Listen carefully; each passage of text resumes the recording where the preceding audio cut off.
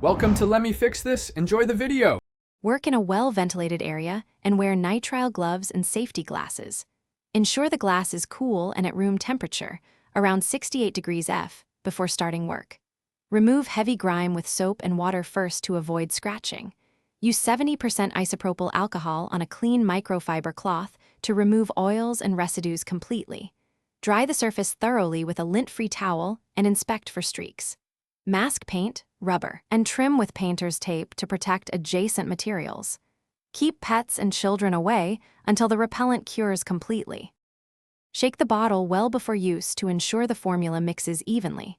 Apply 3 to 4 drops per 12 inches of glass directly onto the cloth or applicator pad. Work the product into the glass with slow circular motions using even pressure across each section. Allow a 30-second dwell time to activate the chemistry on the surface. Buff the area immediately with a fresh microfiber towel until you see a clear, thin film. For optimal performance, apply a second coat after 10 minutes of initial buffing. Avoid contact with wipers or moving parts during curing. Allow the treated glass to cure fully for 24 hours to gain strong water repellency.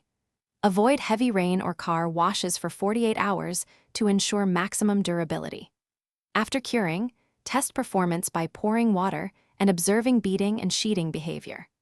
Reapply the repellent every 3 to 6 months or sooner if beads deteriorate or after about 10,000 miles of driving on windshields. Clean the glass with mild soap and a soft microfiber cloth during maintenance.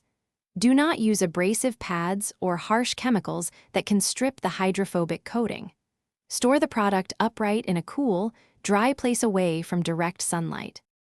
Thanks for watching. If you found this helpful, don't forget to like and subscribe.